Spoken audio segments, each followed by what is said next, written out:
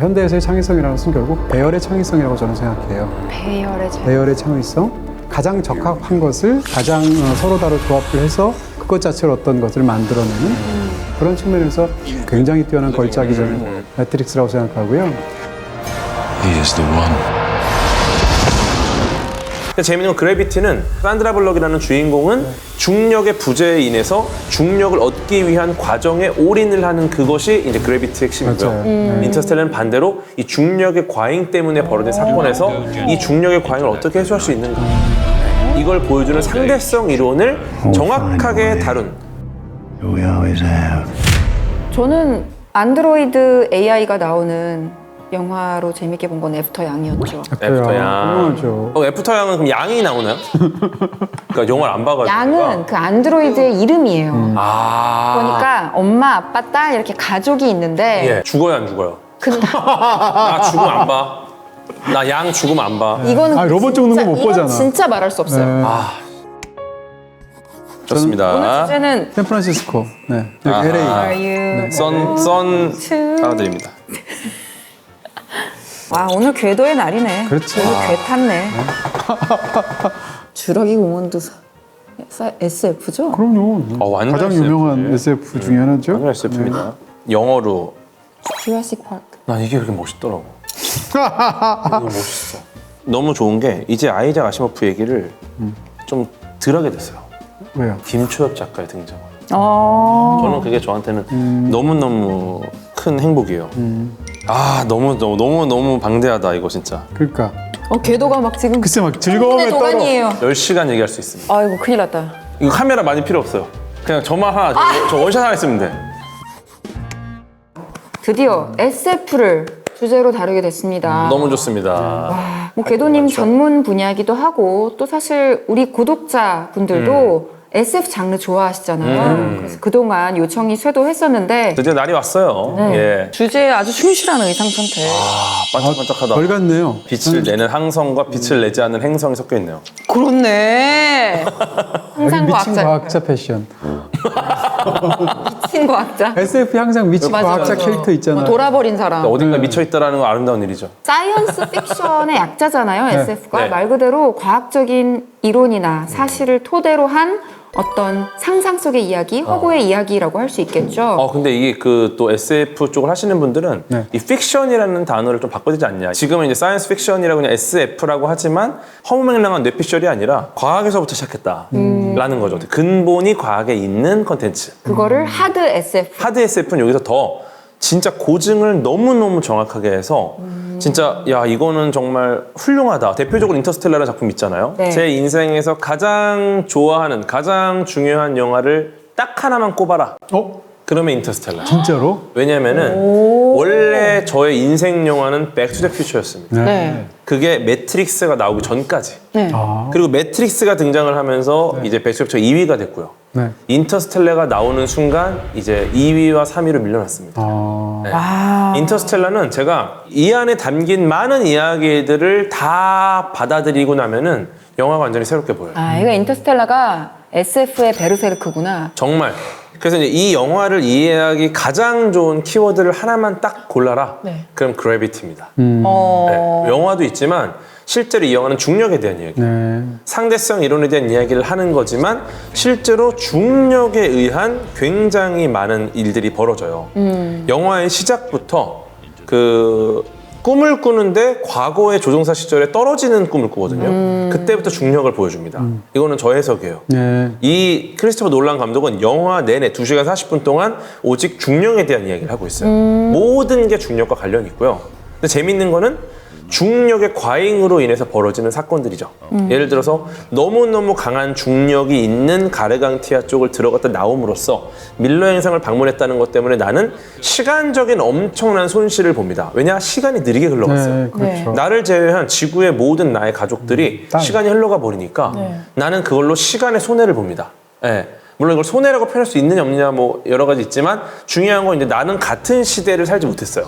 네, 이게 보여주는 영화고 그걸 통해서 우리는 굉장히 뭐 부성애도 느끼고 이걸 통해서 인간이 어떻게 영원히 할 수 있는가 여러 가지 고민을 하는데 중요한 건 결국 중력으로 인해 발생한 큰 사건인 거죠. 네. 네. 그러니까 재밌는 건 그래비티는 중력이 없는 공간, 저중력 지역으로 올라가서 벌어지는 사건을 다뤄요. 그러면 영화 그래비티요? 네, 영화 그래비티. 그럼 여기서는 산드라 블럭이라는 주인공은 이 중력이 있는 공간으로 돌아가기 위해서 굉장히 많은 모험을 합니다. 결국 중력의 부재에 인해서 중력을 얻기 위한 과정에 올인을 하는 그것이 이제 그래비티 핵심이고요. 맞아요. 인터스텔라는 반대로 이 중력의 과잉 때문에 벌어진 사건에서 이 중력의 과잉을 어떻게 해소할 수 있는가. 네, 이걸 보여주는 상대성 이론을 정확하게 다룬 영화를 보고 나면은 상대성 이론 사실 아무도 이해 못해요. 근데 너무 자연스럽게 아 그래 쿠퍼 당연히 딸보다 지금 젊겠지. 머피가 나이가 많겠지. 네. 왜냐? 상대성 이론 때문에. 근데 누구도 해내지 못한 그 어려운 상대성 이론을 개념적으로 이해하는 거를 크리스토퍼 놀란 감독과 조나단 놀란과 킵손 박사님이 영화 한 편으로 해낸 겁니다. The initial impetus for the project had been to say, why not examine real possibilities? The thing that makes this 실제 그 인터스텔라는 작품을 만드는 과정에서 킵손 박사님하고 그 동생인 크리스토퍼 놀란 감독의 동생인 조나단 놀란이 같이 작업을 해가지고 상대성 이론에 대한 연구를 막 진행하고 저 막 수업도 들었잖아요. 네, 대학 거기서 가서. 이제 실제 블랙홀의 최초의 비주얼라이제이션 잠깐만요. 흥분한 게 느껴져. 네. 너무 그랬나요? 궤도님이 말 좋아요. 속도가 다른 때보다 좋아. 훨씬 빨라.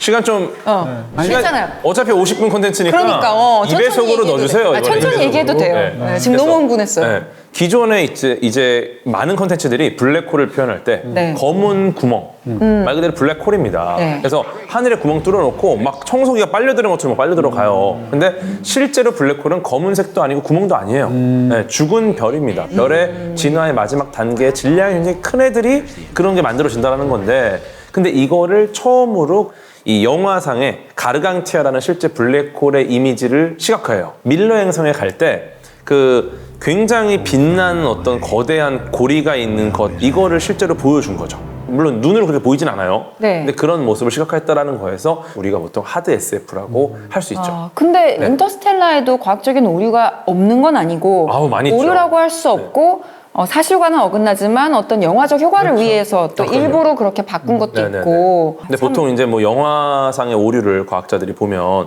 SF 보고 막 비난한다라고 생각하시는 분들 많고 실제로 정말 대가가 아닌 분들은 좀 비난하는 분들도 계세요. 야, 어떻게 이딴 식으로 만드냐? 근데 기본적으로 과학을 사랑하는 대가분들이나 진짜 과학자분들은 SF의 오류를 비난하는 게 아니라 아, 저걸 저런 식으로 표현했구나. 야, 저 창작자의 상상력이 대단하다.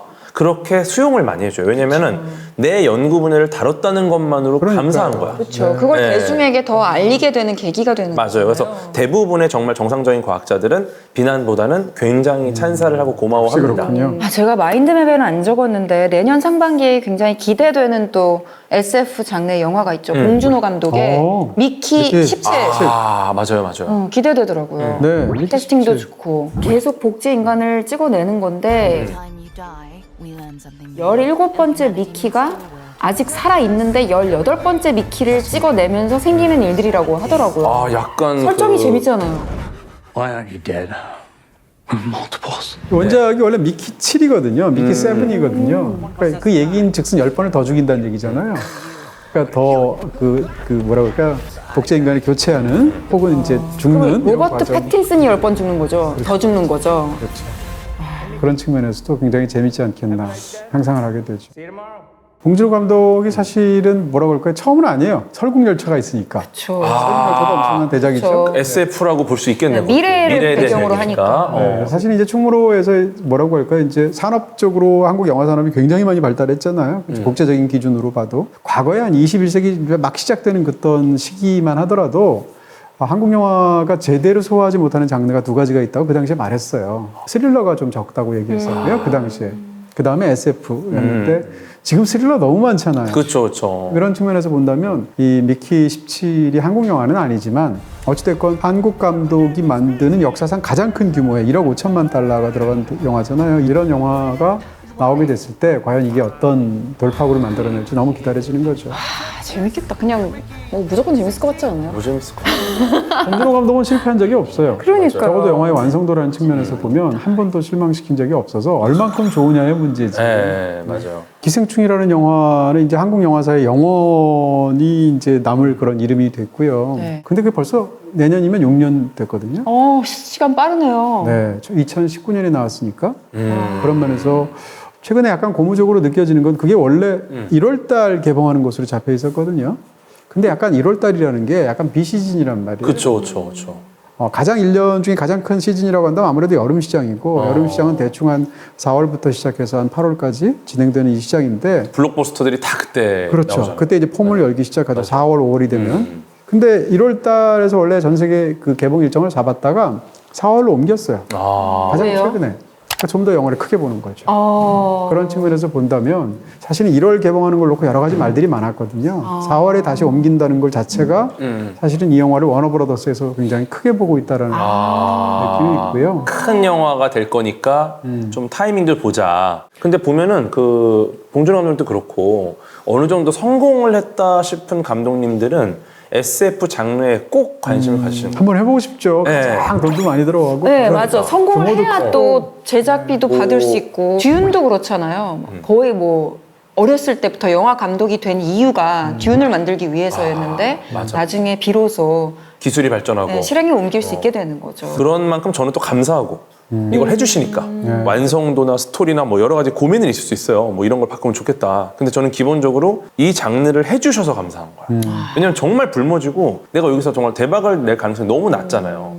그래서 일단 인터스텔라라는 작품이 정말 SF의 한 획을 그은 작품이에요. 근데 SF 하면 우리나라가 사실 불모지였습니다. 예를 들어서 뭐 SF 작가 말하면은 정말 오랫동안 여전히 아이작 아시모프 얘기를 하고 뭐 아서 클라크 얘기를 하고 너무 옛날 사람들인 거예요. 네. 그래갖고 워낙 뭐 훌륭한 분들 많이 계시죠. 뭐 장강명 작가님도 계시고 배명훈 작가님도 계시고. 근데 제가 오늘 말씀드리고 싶은 작가는 김초엽 작가라는 굉장히 젊은 SF 작가예요. 좋아하시는 분이 엄청 여성 많으시죠. 작가죠. 너무너무 훌륭하신 분이고 저는 이제 김초엽 작가가 대학원에 있을 때부터 알았었는데 이분이 2017년에 한국과학문학상에서 중편, 단편에서 대상과 과작을 수여하면서 그러니까 이 하나의 대회에서 이분이 낸 2개의 소설이 둘 다 뽑힙니다. 네. 네. 근데 이게 블라인드이기 때문에 누구 건지를 몰랐어요. 뽑고 나니까 둘 다 입상을 할 만한 대상과 과작. 이제 관내 분실이라는 게 이제 대상을 받은 작품인데 이것도 굉장히 재밌습니다. 아까 말씀드린 그 AI에 대한 이야기가 담겨 있어요. 소설 속에는 현재 존재하지 않는 사람이 생존하는 장소가 있어요. 생존은 아니고 그 사람의 의식이 데이터화 돼가지고 있는 곳이죠. 도서관 같은 곳이라고 생각하시면 되는데 거기서 이제 돌아가신 분을 만나서 대화를 나눌 수가 있는 거예요. 근데 여기에 이제 어머니가 돌아가시고 3년 만에 딸이 그 장소를 찾아요. 그럼 돌아가시고 3년 만이니까 얼마나 관계가 안 좋은 거예요. 관계가 안 좋았던 딸이 그때 도착을 해서 어머니의 데이터가 분실됐다라는 사실을 알게 됩니다. 관계가 좋지 않았던 어머니와의 그 이야기들을 생각하면서 어머니의 흔적을 찾아가는 이야기예요. 자세한 이야기는 관내 분실을 보면 좋은데 네. 제가 오늘 좀 소개해드리고 싶은 이야기는 더 유명한 작품이 있죠. 예, 우리가 빛의 속도로 갈 수 없다면이라는 작품이 있습니다. 네. 이거는 정말 그 과학기술의 패러다임이 바뀌던 시절에 그 시기에서 나올 수 있는 굉장히 재밌는 아이디어로 시작된 작품이에요. 첨단 과학 시대를 배경으로 하고요. 우주 여행이 보편화된 시기입니다. 근데 이때 그 새로운 제2의 지구로 이제 갈 수 있는 방법이 만들어졌어요. 이게 이제 일종의 워프항법이라는 기술을 통해서 몸을 얼린 다음에 다른 행성으로 보내는 거예요. 이 연구자가 이 동면 기술을 연구하던 연구자였는데 이미 남편과 아들을 이 워프항법을 통해서 새로운 행성으로 보냈어요. 그곳이 이제 제2의 지구가 될 거였어요. 그래서 기다리고 있는데 놀랍게도 그 시기에 새로운 기술이 또 등장을 합니다. 이번에는 이제 웜홀 항법이라는 게 등장을 해요. 이 웜홀 항법은 기존의 방식과 다르게 웜홀을 이용해서 훨씬 빠르고 효율적으로 다른 곳으로 갈 수 있는 항법이에요. 근데 이거는 웜홀이 열려야만이 갈 수 있어요. 그러니까 원래 갔던 제2의 지구의 후보였던 그 행성으로 이미 워프 항법으로 갔는데 이제 이 과학자도 따라가려고 남편과 아들을 따라가려고 대기 중이었는데 네. 이제는 웜홀이 열린 곳으로만 가도록 이제 만들어진 거죠. 그쪽은 웜홀이 안 열렸으니까 이제 가지 말라는 거예요. 네. 그래서 결국은 완전 생리별을 하게 돼요. 그리고 이 과학자와 이 소설의 다른 남자 주인공이 대화를 하면서 이런 이야기들이 밝혀지거든요. 근데 그 이 남자 주인공이 이 여성을 왜 찾아왔는지 그리고 이 둘이 왜 대화를 나누고 있는지가 드러나면서 조금씩 사건이 점점 긴박하게 전개가 되고 예, 마지막에 또 깊은 여운을 남기면서 과연 이 과학자는 어떤 선택을 했을까 그거에 대한 이야기입니다. 그러니까 읽어봐야겠다. 네, 과학기술이 정말 격변하는 그 시기에 벌어질 수 있는 굉장히 현실적인 어떤 SF가 이야기가 나온 거죠. 네. 실제로 영화를 보면서 저거는 한 5년 내에 10년 내에 충분히 가능한 기술이다. 이런 것들도 많이 보이지 않나요? 네. 뭐 실제로 너무 많은 영향을 주고받아요.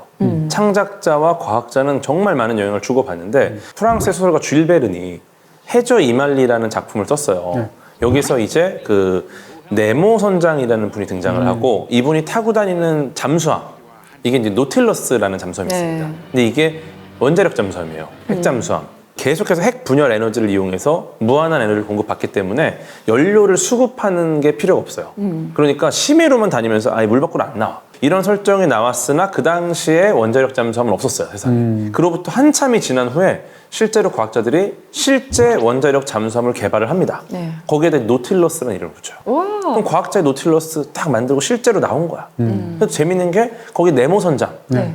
니모입니다, 니모. 네. 네, 니모를 찾아서 할 때 니모. 물고기잖아, 물고기. 아니 그러니까 니모를 찾아서 니모를 그래서 지은 거예요. 아 진짜로? 최근에 또 포인트 니모라는 곡이 있어요. 네. 곡? 유나님의 이번 그로시오리라는 앨범의 타이틀곡입니다. 아 노래? 거기서 이모는 뭐예요? 그러니까 니모라는 게 라틴어로 아무것도 아니다라는 뜻이에요. 그래서 이 포인트 니모라는 게 뭐냐면은 지구상의 어떤 지점을 의미하는데 그 지점은 그 대륙으로부터 가장 먼 바다의 지점이에요. 그러니까 가장 고립되어 있는 바다의 어떤 지점. 그 지점에 그래서 이제 그 수명을 다한 위성들을 추락시켜요. 버리는 거죠. 네. 근데 그 지점에 대한 이야기를 곡으로 써가지고 그 외로운 지점에서 야. 약간 희망을 대단하다. 엄청나게 네. 고급스러우네요. 이 니모도 역시나 이 니모를 찾아서까지 니모면은 진짜 기가 막힌 이 주고받는 창작자와 과학자가 주고받는 거기서 현모가 나온 거잖아. 네, 라틴어로 현모도 좀 나중에 알려주세요. 어쨌든 계속 이 창작자와 과학자는 영감을 주고받는다라는 거죠. 1980년대에 백투더퓨처가 처음 나왔잖아요. 1, 2, 3까지 나왔는데 네, 네. 그때 막 미래라고 하면서 묘사한 것도 사실은 맞아요. 2015년이고 우린 그 시대를 이미 지나왔기 때문에 거기서 나온 많은 뭐 도구들이나 기기들이 실제로 많이 시중에 나왔어요. 맞아요. 대표적인 게 호버보드죠. 그죠. 벡터 퓨처가 1편이 과거고 2편이 미래잖아요. 미래로 가는 거죠. 미래로 갔을 때 약간 이렇게 보드처럼 이렇게 날아다니는. 음중부양 시킬 수 있는 그런 보드인 거죠. 네네. 유튜버 헌터 코알드라는 분이 스카이서퍼 에어크래프트라는 회사를 맞아요. 만드셨어요. 그래서 이제 초경량 전기 수직 이착륙기 이 항공기 일종의 그 정도로 이제 좀 현실화가 된 거죠. 그런가 하면 실제로 상용화가 되고 유용하게 쓰이고 있는 기술들도 있어서 최근에 본 뉴스 중에 재밌는 게 네. 로봇 개가 그 트럼프의 경호 임무를 로봇계가 담당하게 됐다고. 로봇이라고 하면 사실 예전에는 그냥 뭔가 강철로 만든 그런 형태적인 로봇을 떠올렸지만 이제는 그냥 AI를 떠올리는 것 같아요. 그러니까 형태가 뭐든지 간에 강아지 모양이든 뭐 별 모양이든 하트 모양이든 일단 로봇의 정의가 되게 좀 복잡해요. 평소에 자주 이용하는 엘리베이터도 사실 로봇입니다. 네, 엘리베이터도 로봇이에요. 왜냐하면 로봇은 무언가를 보고 판단하고 행동한다. 이 세 가지가 이루어지면 로봇이거든요. 엘리베이터도 사람이 타요. 그럼 센서 장비로 이제 사람이 타고 있으면 안 다치잖아요. 네. 그리고 몇 명이 탔는지 알려주기도 하고, 이제 입력을 하면 얘가 이제 이동을 하고 행동을 하는 거죠. 입력된 값을 처리해가지고. 그래서 일종의 엘리베이터도 로봇이라고 볼 수 있어요. 물리적인 몸으로 액션이 있어야 된다. 그렇죠. 그러니까 행동해야 돼. 자율주행 자동차 같은 경우는 이제 완전 자율이 되면 로봇인 거죠. 로봇인 그러면은. 거죠. 네. 아, 움직임이 네. 더해져야 로봇이 그렇죠. 된다. 근데 로봇이라는 게 이제 종류가 또 여러 가지가 있는데 기본적으로 이제 로봇이 그 사이보그라는 형태가 있고요. 네. 안드로이드라는 형태가 있고 휴머노이드가 있어요. 네. 사이보그는 인간의 몸에다가 어떤 기계적인 장치를 부착한 형태. 예를 들어서 가장 대표적인 게 이 로보캅. 네. 네, 경찰관의 몸에다가 일부를 기계식 장비를 넣은 거죠. 네, 그 다음에 안드로이드와 휴머노이드도 좀 헷갈리는데 네. 사람을 정말 닮았으면 안드로이드에 속해요. 네. 휴머노이드는 인간의 움직임을 본다는 로봇이에요. 딱 봤을 때 인간과 구분할 수 없을 정도로 닮았다. 약간 궤도님 같이 생긴 거. 저 같은 게 만약에 로봇이다. 안드로이드 같아. 그럼 안드로이드인 거예요. 네. 터미네이터들 있잖아요. 눈 빨간 애들. 네네. 사람을 닮았기 때문에 휴머노이드 혹은 안드로이드죠. 아놀드 슈왈제네거 같이 딱 피부까지 해놨으면 이제 안드로이드. 근데 저는 인간이니까. 맞아, 확실해요? 확실하지 않아요. 몰라. 인간이 저렇게 말을 많이 할 수는 없어. 근데 이런 모르는 일이야. 로봇들의 두뇌에 탑재되는 소프트웨어를 우리가 인공지능이라고 하죠. 그렇죠. 네, 그러니까 터미네이터로 치면은 사실상 스카이넷이 AI예요. 스카이넷. 네, 형체는 없고 소프트웨어만 존재하는. 옛날에는 뭐 그런 AI가 소재로 다뤄주면 헌 미래에 일어날 일 이렇게 느껴졌는데 지금 또 AI 얘기가 아니에요 이제. 또 좀 AI 프로그램이 너무 진화를 하고 있고. 맞다. 근데 그거 봤어요. 제미니가 제미나이 어떤 미국에 있는 한 아이의 질문에 나쁜 답변한 거 네, 너무 충격적이던데. 페미나이 말고도 또 그런 사례가 굉장히 네, 많잖아요. 뭐 또 그런- 많죠. 예, 이게 이제 할루시네이션이라는 현상일 수 있는데 네. 어쨌든 학습된 데이터 자체를 보고 이제 모방을 하는 거잖아요. 어떻게 보면은 그 인간에게 어떤 부정적인 이야기를 하는 데이터들이 굉장히 그만큼 많다라는 거예요. 그러니까 굉장히 부정적인 데이터를 학습한 인공지능이 적절하지 않은 상황에서의 약간 환각 같은 답변을 내놓을 수 있는 거죠. 근데 이거를 우리가 이제 그 단면만 보면은 인간에게 이렇게 공격성을 통해 이제 무시무시한 일이 벌어져 이러는데 AI는 그냥 학습된 결과에 대한 얘기를 하는 거니까 그러니까 어떻게 보면 우리 사회의 거울인 거네요. 그렇죠. AI가 인간의 장점만을 학습하는 건 아니다. 그것을 영화사에서 가장 잘 보여준 영화가 바로 2001년 스페이스 오디세이. 어떻게 보면 모든 SF를 통틀어서 가장 유명한 영화 한 편만 하면 네. 2001년 스페이스 오디세이 아닐까요? 맞아요. 감독들이 다 그 영화에서 영감을 받아서 또 뭐 영화를 만들었다고 시각적으로도 하고. 후대에 엄청난 영향을 미쳤고 하다못해 그 영화에서 예를 들면 이렇게 우주선이 이렇게 막 떠가게 될 때 그걸 바로 카메라가 밑에서 바라보는 것 같은 그런 앵글로 스타워즈에서 그걸 마르고 닳도록 써먹었잖아요. 뭐 모든 스페이스 네. 오페라 장르가 그렇죠. 그죠? 그렇죠. 이런 걸 포함해서 시각적인 건 시각적인 것, 그 속에서 외계 문명을 다루는 방식 모든 것까지 엄청난 그런 영향을 미쳤는데 가운데 토막 얘기가 제일 유명하거든요. 여러 가지 토막이 있잖아요. 다 이어지는 이야기죠. 맞아요. 근데 가운데 토막이 뭔가 하면 헬 9000라고 불리는 그런 이제 인공지능 컴퓨터 말하자면 빌런 역할을 하게 되는데 맞아요. 헬 9000을 인간이 만들었잖아요. 근데 이 헬 9000라는 그 인공지능이 어떻게 생각하면 가장 큰 장점은 비인간적인 부분이에요. 무오류성. 네. 인간은 오류가 있잖아요. 실수가 있고. 근데 이 헬 9000가 어느 순간 흑화하거든요. 흑화하게 되는 이유가 자기의 오류를 깨달았을 때 흑화하거든요. 이 컴퓨터가 갖고 있는 예를 들면 시기심, 뭐 분노, 뭐 완벽해야 되는 것에 대한 집착 이런 것들이 생기게 되는데 그러니까 이 헬 9000라는 그때까지 인류가 만들었던 가장 뛰어난 기기의 단점은 가장 인간적인 특질이에요. 그러니까 이 특질이 어떻게 생각하면 지금 말씀드렸던 것처럼 어디서 왔을까 하면 가장 인간을 닮게 만들다 보니까 그렇게 된 거거든요. 아니 이 할 9000을 역대 최악의 빌런으로 꼽는 분들이 많아요. 아, 그래요? 너무 무섭죠. 정말 무섭고 아니 그리고 그 빨간 눈. 눈에 빨간 불이 딱 나오잖아요. 네. 인공지능은 저렇게 생겼다라는 걸 보여주는 터미네이터 시리즈 보시면 눈 빨간 불 들어오잖아요. 그게 할 9000에서 따온 거고요. 근데 저는 너무 재밌는 게 그 할 9000이 결국은 그 우주 비행사들을 다 죽이려고 하잖아요. 그렇죠. 영화를 끝까지 봤는데도 도대체 왜 저런 짓을 하는지 이해가 안 되는 거예요. 근데 이게 AI이기 때문에 가능한 거예요. 임무를 받았어요. 임무가 인간이 원할 때는 모든 정보를 줘야 한다. 하지만 이 정보는 절대적으로 숨겨라. 이거를 내가 말을 안 하면 이 오류가 돼버립니다. 그러니까 얘가 내린 결론은 그럼 거짓말하자 이런 게 아니라 인간이 나에게 질문을 할 수 없게 만들면 되겠다. 그래서 인간을 죽입니다. 네. 너무 무섭지 않아요? 그러니까 두 가지 원칙이 충돌할 때 그러니까. 어느 게 더 선행하고 우선시 되느냐의 문제인 거죠. 그러니까 입력을 제대로 해야죠. 명령값을 제대로 넣어야지. 프롬프트 엔지니어링. 프롬프터, 그게 되게 중요하다고 그러더라고요. 그렇죠. 프롬프트를 잘 쓰는 거. 그러니까 먹이를 뭘 줄 것인가.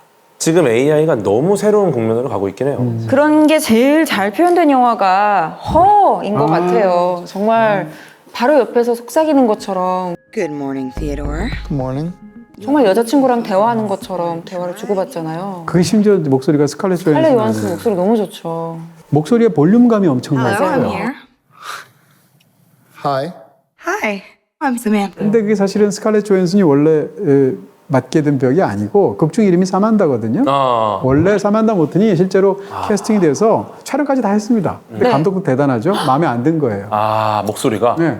갈아엎어요? 이미 녹음이 다 됐고 그 녹음된 것에 따라서 또 저쪽 편에서는 또 와킨 피닉스가 연기했잖아요. 사만다라는 이름으로. 네네. 그걸 다 바꿀 수가 없어요. 그래서 이름은 사만다예요. 사만다로. 근데 그녀라는 영화가 정말 전 탁월한 멜로 영화, 탁월한 사랑 영화, SF 영화라고 생각하는데 그 이유 중에 하나가 예를 들어서 이제 우리가 보통 SF 어떤 영화들이 나왔을 때 진짜로 미래에 관심 있는 영화가 생각보다 적어요.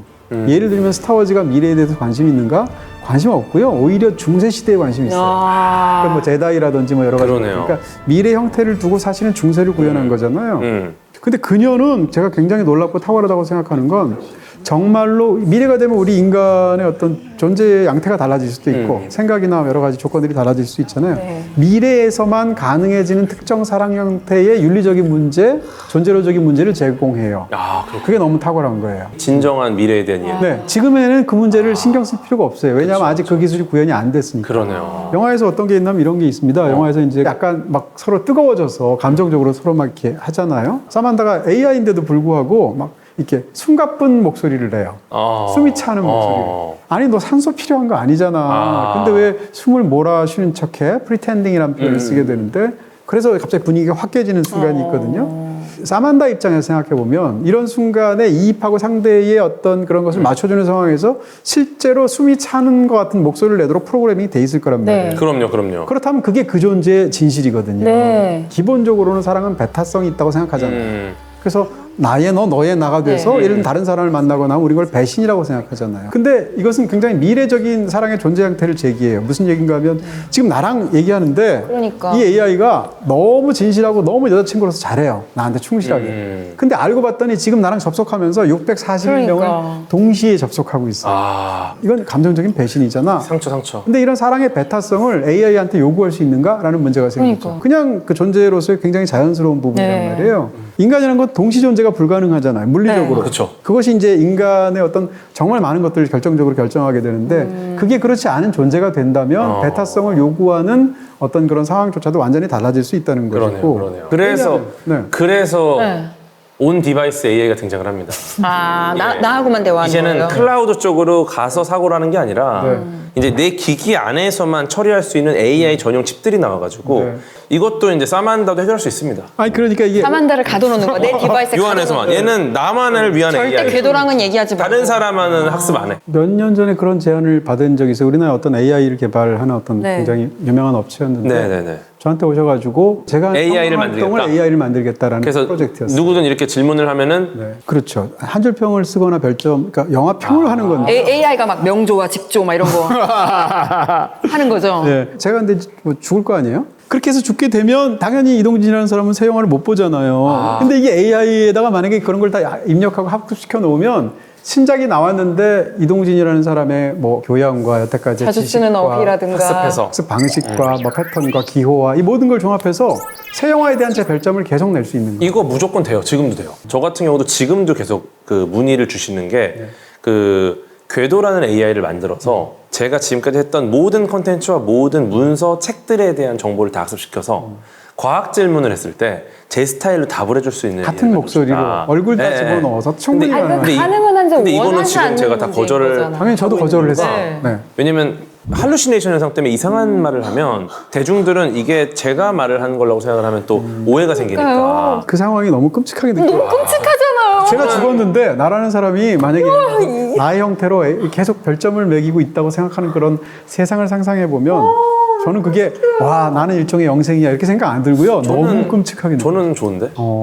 왜냐면은 여전히 나를 그리워하는 사람들한테 그렇게 내가 남고 과학 이야기를 할 싶어요? 수 있으니까. 아니요. 그리워할 수 있는 건 희소하기 때문이에요. 아니 실제로 네. 그 제임스 웹 우주 망원경이 발사될 때 그거에 대한 예고편 영상을 나사가 공개를 했어요. 근데 거기에 나레이션을 그 미국의 가장 유명한 천문학자였던 칼 세건의 목소리를 AI로 다시 넣습니다. 네. 근데 칼 세건의 목소리가 탁 나오는데 저는 눈물이 날 것 같은 거예요. 그래서 우리는 저 너머를 본다. 우리는 더 새로운 세상으로 향해서 간다. 네. 근데 칼세건 목소리를 미국에서 모르는 사람이 없어요.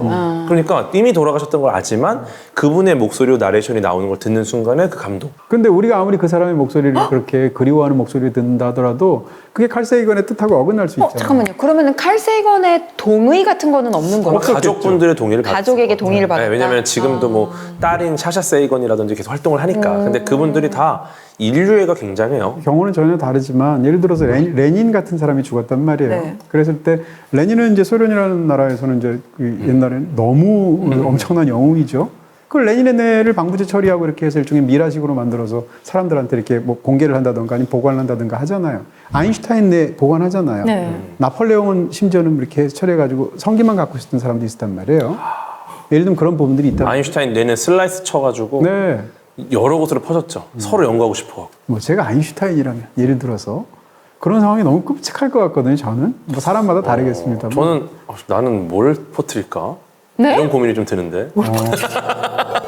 근데 예를 들어 이럴 수 있어요. 그 내가 죽고 나서 이제 내가 너무 사랑하는 자식들이나 뭐 가족들이 있잖아요. 이 친구들이 내 목소리를 듣고 싶거나 나랑 대화를 하고 싶거나 그럴 때 예를 들어서 지금은 이런 식이죠. 비디오를 남겨놓으니까 생전의 모습을 영상으로 보고 목소리를 듣고 그때를 보면서 추모하겠죠. 근데 과학기술이 발전하잖아요. 나의 데이터를 학습한 나와 비슷한 사고를 하고 나와 목소리를 똑같이 낼 수 있는 AI가 존재한다고 치는 거예요. 그럼 이게 예를 들어 사후에 내가 가서 특별한 날 가서 만날 수가 있는 거예요. 추모관에 가서 대화를 나누는 겁니다. 그러면 이제 돌아가신 아버지 어머니가 그래 뭐 요새는 어떻게 지내?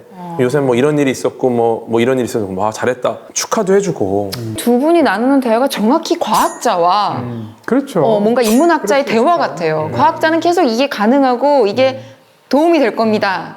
필요합니다라고 말을 하고. 저는 이제 가능한 것과 해야 되는 것과 할 수 있는 것은 다 서로 뭐라고 할까요? 구분되어야 별개라는 한다는 거죠. 느낌이에요. 동의할 것 같아요. 근데 저는 그럴 수도 있죠. 생각해보면 제 빅데이터를 합친 게 저를 표현하지 못한다고 저는 생각하거든요. 그거는 맞죠. 네, 그렇기 때문에 제 빅데이터로 제 생각과 뭐 의견이나 감정을 대변하는 걸 저는 반대해요. 네, 이상 과학 기술에 거부감을 갖고 있는 인간.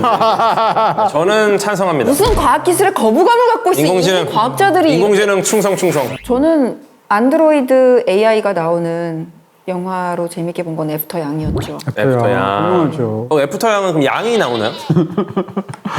무슨 의미입니까? 영화를 안 봐가지고. 양은 그 안드로이드의 이름이에요. 아. 보니까 엄마, 아빠, 딸 이렇게 가족이 있는데 예. 그 딸에게 약간 자신의 문화적 전통 이런 거를 가르쳐 주려고 양이라는 이름의 안드로이드를 사오는 거예요. 근데 사실은 그냥 어떤 이 중국 뿌리를 갖고 있는 아이에게 중국 문화, 중국의 전통 이런 것만 알려주면 되는 그런 역할로 이 안드로이드를 데리고 온 건데 이 안드로이드가 그러면 약간 중국 네. 기반의 에서 만든 안드로이드예요. 그러니까 그런 거를 빠삭하게 알고 있는 거예요. 그렇구나. 근데 또 안드로이드다 보니까 그런 교육만 하는 게 아니라 뭐 오빠 역할을 하기도 하고 아빠가 못하는 역할도 해주기도 하고 가족의 일원으로서 이제 정을 쌓으면서 살아가죠.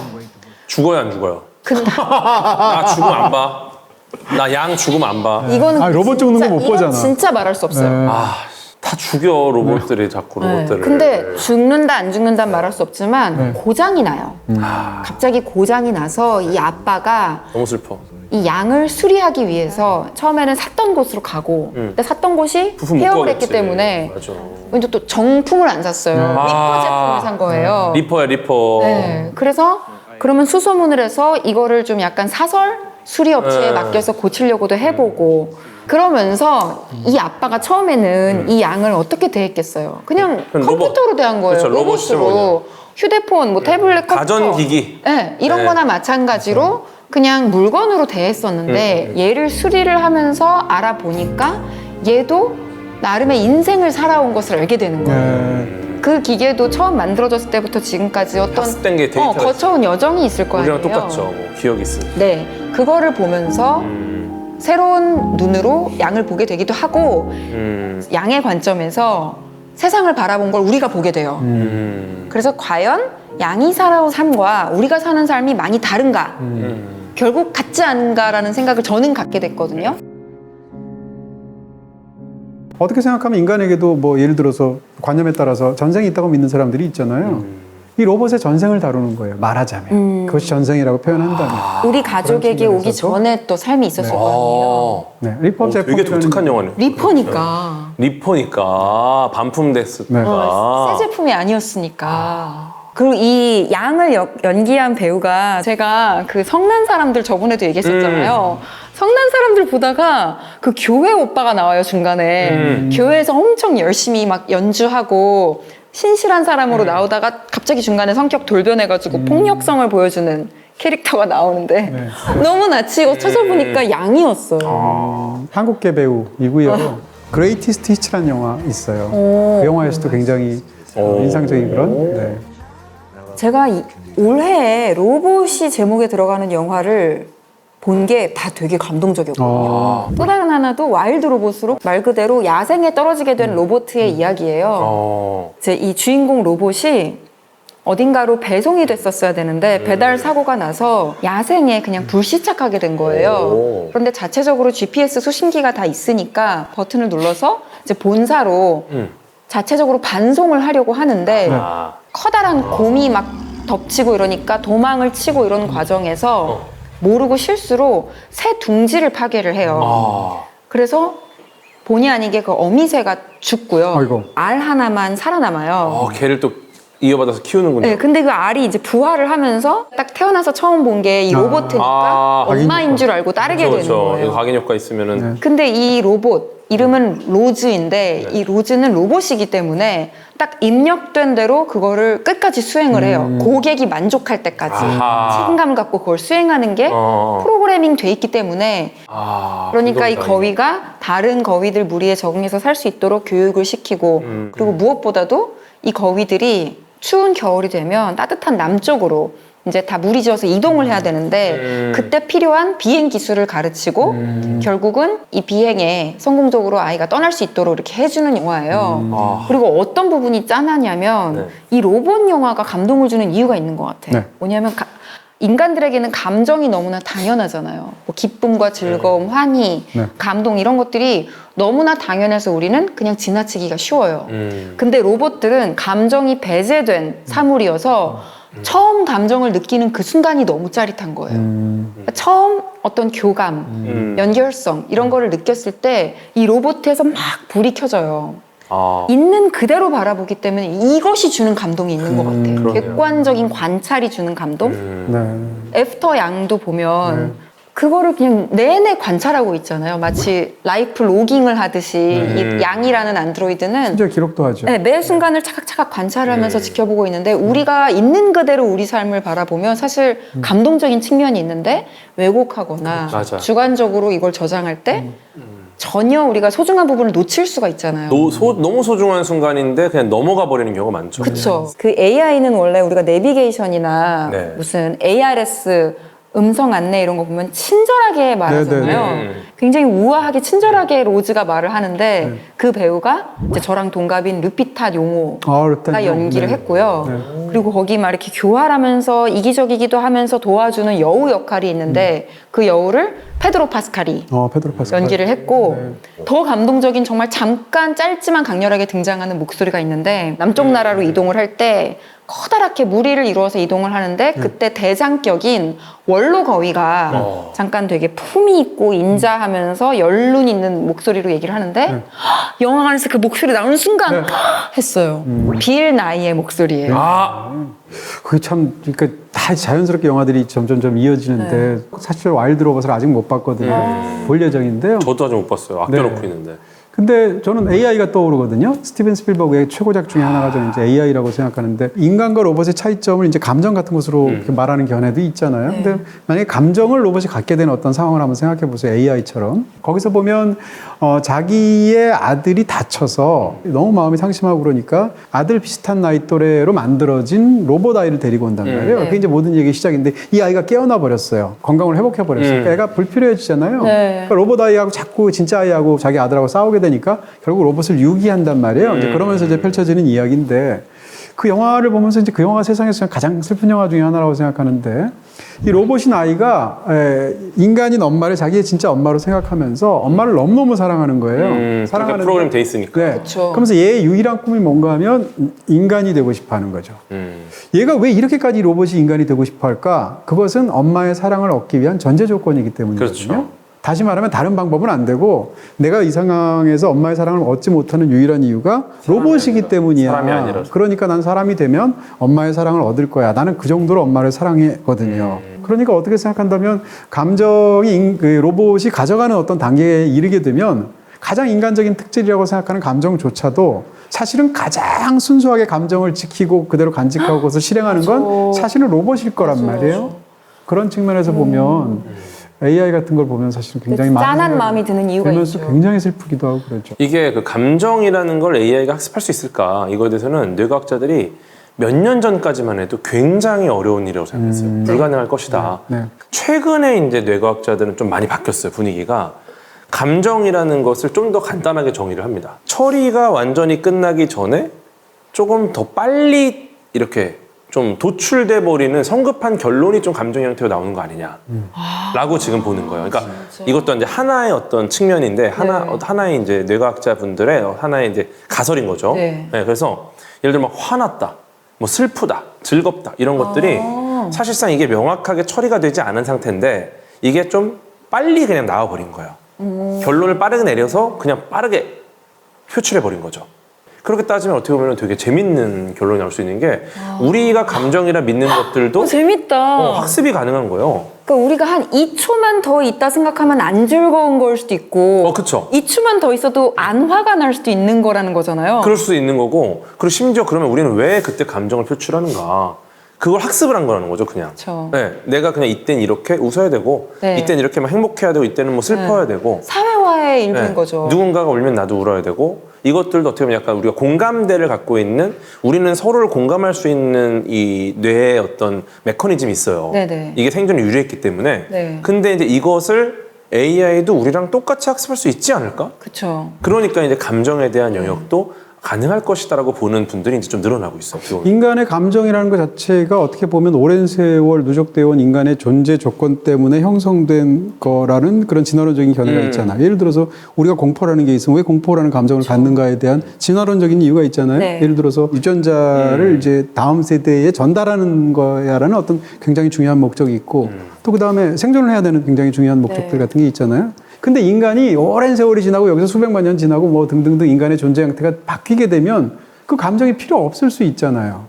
진화론적으로. 그렇죠. 그게 생존의 생존에 도움이 안 위협을, 된다면. 못 그렇죠. 느낀다면. 그렇게 되면 굳이. 완전히 새로운 인류형들이 되게 되는 것인데 맞아요. 그런 상황이 되면 기계가 감정을 뭐 안다던가 인간이 감정을 상실한다던가 이런 것들이 완전히 다른 방식으로 받아들여질 수 있는 어떤 세계를 우리가 상상할 수 있겠죠. 그런 것도 저는 어떤 미래의 어떤 소재가 될 수 있을 것 같아요. 실제 미래가 될 수도 있으니까 어떤 SF 장르의 소재가 될 수도 있지 않을까? 아니 그 주라기 공원에 원래는 그렇게 조그맣게 호박 안에 있는 DNA를 복구하는 게 가능하냐 불가능하다 이런 얘기가 있었잖아요. 호박 안에 갇힌 그 곤충. 네. 모기가 이제 공룡의 피를 빨고 갇혔을 때 요거를 빼내서 이제 만들 수 있느냐. 근데 이게 불가능한 이유가 그 DNA 같은 경우에 시간이 지나면서 소실돼요. 그러니까요. 네, 그래갖고 예를 들어서 DNA는 약 650만 년이 지나면 완전히 분해가 됩니다. 대충. 그러니까 6,600만 년 전에 멸종한 공룡을 봤을 때 DNA는 일단 다 사라졌을 것이다. 650만 년이니까. 네, 근데 또 연구한 게 올해 7월에 나온 최신 사례인데요. 완전 따끈따끈한 사례예요. 네, 미국 생명공학 기업에서 코끼리의 피부 조직을 이용해서 배아줄기 세포를 만들어낸 거예요. 네. 네. 근데 이 회사가 뭘 이용했느냐? 시베리아 툰드라에 보관되어 있던 매머드의 세포의 DNA를 코끼리의 배아 세포에 이식을 해가지고 매머드 코끼리 수정란을 만들겠다라는 목표를 갖고 2021년에 시작을 했거든요, 이분들이. 네. 근데 이제 드디어 이걸 성공한 게 가장 가까운 친척인 아시아 코끼리를 이용해가지고 얘네들을 이렇게 결합을 해낸 거죠. 어떻게 보면 일종의. 네. 네, 매머드는 털이 많아요. 털이 많으니까 그렇죠. 이거를 정말 살리려면 아시아 코끼리를 놓고 일종의 대리모 같이 네. 만들어진 수정란으로다가 정말 털 달린 매머드를 복원해내겠다. 그리고 매머드를 복원해낸다면은 실제로 이제 코끼리들이 생존이 굉장히 어렵지만 추운 지역에 털 달린 코끼리들이 있으면은 좀 더 생존에 유리할 것이다라고 주장을 하는 거죠. 지금 그래서 했다는 거예요? 착상까지 다 한 거예요? 아니요. 이제 이거를 이제 하겠다. 줄기세포까지 만들어낸 거죠. 그 시작 단계인. 그래서 메모드가 많아지면 결국은 이제 몸이 거대한 생명체가 많아질수록 탄소를 줄일 수가 있어요. 우와. 왜냐면 몸이 생명체는 모두가 몸 안에 일정량의 탄소를 보존합니다. 우리도 마찬가지로. 우리가 이제 나무를 많이 심어야 되는 이유가 나무가 광합성에서 산소를 만들어내는 것도 있지만 기본적으로 밤엔 얘네들이 이산화탄소를 내뿜어요. 근데 나무 개체수가 많아지면은 얘네들이 기본적으로 탄소를 몸 안에 갖고 있기 때문에 탄소의 전체량을 줄일 수가 있어요. 이것처럼 몸이 큰 애들, 고래나 코끼리 이런 애들은 많을수록 좋은 건데 메모드를 그렇게 해서 복원해내면은 얘네들이 좀 더 유리해질 거다 라고 하는데 과학계에서는 또 회의론도 좀 있습니다. 왜요? 왜냐면은 털 달린 코끼리를 만들려고 기존의 코끼리들이 얼마나 많이 죽어나갈까 그 실험 때문에 대리모를 해야 되니까. 아, 한동안 이제 주라기 공원의 과학적인 오류 같은 걸 얘기하면서 그게 오히려 반대되긴 측면에서 그것이 불가능에 가깝다라는 사례로서 네. 얘기를 굉장히 많이 했잖아요. 네, 맞아요. 그러니까 가능해질 때까지는 불가능하다고 말할 수 없는 거예요. 이거 어떻게 보면 조금 공룡보다는 우리가 살려낼 수 있다라는 멸종된 동물들을 해낼 수 있다. 이게 이제 칼포퍼가 얘기한 이 반증 가능성의 원리라는 건데, 그렇죠? 그러니까 어떤 사실이 사실인 것은 사실은 그 반증이 될 때까지 전까지의 그 한정적인 상황 속에서 사실이라고 아, 그렇죠, 그렇죠. 인정하는 거잖아요. 이게 과학이냐 아니냐를 판별하는 굉장히 중요한 요인인데 예, 이제 그 비과학이냐 반과학이냐 이거를 좀 판별할 수 있죠. 반증이 가능하다. 주라기 공원과 관련돼서 가장 알았던 그 재밌는 사례 중에 하나는 이제 스티븐 제이 골드라는 너무 유명한 생물학자가 있잖아요. 스티븐 제이 골드가 주라기 공원이 이제 영화로도 유명하지만 원래 원작 소설은 마이클 크라이튼이 있었단 말이에요. 그래서 마이클 크라이튼의 무슨 강연장인가 뭐 이런 데 가가지고 영화 속에 등장하는 공룡들은 다 주라기의 공룡이 아니고 백악기 공룡들인데 맞아요. 이라고 질문을 한 거예요. 네. 티라노사우루스를 포함한 그 공룡들은 다 백악기에 살았던 공룡이지 주라기에 살았지 않았다는 거예요. 근데 왜 주라기 공원이라고 제목을 붙였느냐라고 하니까 주라기라는 이름이 멋있어서 붙였는데 이렇게 마이클 크라이튼 얘기를 했어요. 그러니까 사실은 그런 소설을 쓰면서도 그냥 그것을 그 상황에서는 굉장히 이렇게 뭐라고 그럴까 본인 스스로도 인지 못했을 수도 있죠. 그리고 또 백악기 공룡 이거보다는 주라기 공원 하면 약간 그 관객이 한 2배쯤 더 올 것 같지 않아요? 맞아요. 근데 어쨌건 백악기 공룡은 영화 속에서 그 초식 공룡 정도?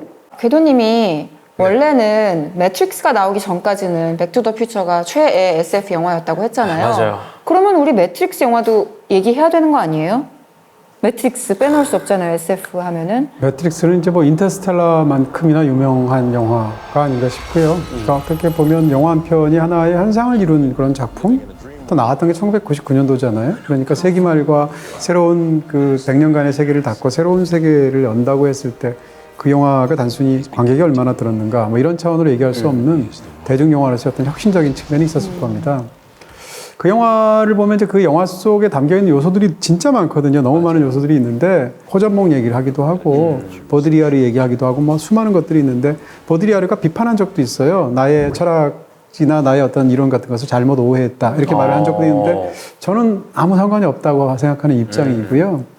왜냐하면 거기에 담겨있는 것이 예를 들면 거기에 들어있는 것이 무슨 철학이든 아니면 동양의 고전이든 무엇이든 간에 사실은 일종의 다 스타일 같은 거거든요. 그런 측면에서 저는 현대에서의 창의성이라는 게 있다면 무에서 유에로 만들어지는 창의성은 저는 불가능한 시대가 됐다고 생각하고요.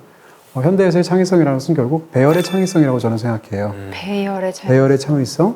가장 적합한 것을 가장 서로 다로 조합을 해서 그것 자체로 어떤 것을 만들어내는 그런 거라고 저는 생각하는데요. 그런 측면에서 소위 배열의 창의성이라는 것으로서 대중영화로서 한 극단을 보여준 굉장히 뛰어난 걸작이 저는 매트릭스라고 생각하고요. 매트릭스를 바라볼 수 있는 수많은 시선들이 있어요. 독법들이 있을 텐데 제가 제 생각에 이건 그냥 제 개인적인 생각인데 어떤 영화나 소설을 만들 때 기본적으로 등장인물들을 만들잖아요. 이름을 부여할 거 아니겠어요? 근데 그 이름들만으로 매트릭스의 모든 이야기가 사실상 이름에 압축이 돼 있다 이렇게 말할 수 있어요. 맞아요. 예를 들면 주인공 이름이 이제 네오잖아요. 키아누 리브스가 연기한 네오라는 것은 우리가 이제 영어에서 애너그램이라고 그래서 스펠링 바꾸기를 하면 애니오를 바꿔버리면 원이 됩니다. 그러니까 영화에서 이 네오는 사실 결국은 더 원이라고 말하는 어떤 그런 궁극적인 존재가 되거든요. 이제 그것을 이제 파자를 해서 일부러 애너그램식으로 네오를 만든 거고요. 그다음 네오는 접두어란 말이에요. 이 자체로는 단어가 아니에요. 어떤 다른 데다 붙어야 된단 말이에요. 그런 측면에서 이 인물이 혼자서 하는 것이 아니고 또 다른 어떤 것들, 무리들을 이끌게 되는 더군다나 접두어니까 맨 앞에 리더의 역할을 하게 된다는 뜻이고요. 네오가 원래 네오라는 이름을 갖기 전에는 이름이 있었는데 토마스 앤더슨이에요. 토마스라는 이름은 성경에 나오는 도마거든요. 토마스는 성경에 나오는 인물 중에서 의심으로 상징되는 인물이에요. 그렇죠. 이 구멍. 네, 예수 그리스도가 못자국을. 부활했다고 그러는데 진짜 부활한 거야? 못 믿으니까 못자국에 손가락을 넣었던 맞아요. 제자란 말이에요. 그러니까 이 사람은 매트릭스라는 그런 가상의 체계를 의심하는 존재로 애초부터 이름에 들어와 있다는 얘기고. 그러네요. 토마스 앤더슨이라고 할 때 앤더슨이라는 것은 사실은 이게 사람의 아들이라는 뜻이거든요. 그리스어의 어원들을 갖고 있는데 안드레아스에서 온 건데요. 그러니까 결국은 사람의 아들이라는 것도 여러 가지 뜻이 있을 수 있는데 성경에서 사실은 예수 그리스도가 스스로를 사람의 아들이라고 칭해요. 인자라는 표현을 쓰죠. 그러니까 이 인물은 영화를 보면 매트릭스에서 이 인물은 사실상 예수 그리스도 같은 역할을 하고 있거든요. 이런 부분에서도 다 이름 속에 들어있다는 거고요. 나머지도 그렇습니다. 로렌스 피시번이 맡고 있는 배역 이름은 모피어스잖아요. 모피어스 선글라스 이렇게 네. 코에 끼는. 그렇죠. 네. 모피어스는 모르페우스에서 왔거든요. 모르페우스는 그리스 신화에서의 잠의 신, 꿈의 신이에요. 너무 잘 맞잖아요. 그리고 또 그 여성 캐릭터, 여성 주인공 이름은 트리니티잖아요. 트리니티. 트리니티는 삼위일체잖아요. 그러니까 세 사람이 함께 합쳐서 이 모든 인류의 엄청난 일들을 해내게 됩니다. 심지어는 그 항상 따라다니는 가상세계에서의 세 요원이 있잖아요. 이름이 스미스, 존스, 브라운 세 사람이거든요. 가장 흔한 이름 셋. 그러니까 이름이 없는 거하고 똑같고요. 그 자체로 익명의 존재라는 뜻인 거예요. 왜냐하면 실제 존재하는 그런 피와 살이 너무 끓는 인간이 평범하니까. 아니니까 그런 측면에서 얘기되어 있고 네. 배신하는 사람 이름은 사이퍼. 사이퍼는 제로라는 뜻이거든요. 그러니까 이름 속에서 이미 어떻게 생각하면 약간 그 배신자의 어떤 부분들이 들어있고 심지어는 마지막으로 그 싸우게 되는 그들의 어떤 저항군이 이제 몰고 다니는 그 우주 전함이 나온단 말이에요. 그 이름이 나프카르네자르호거든요.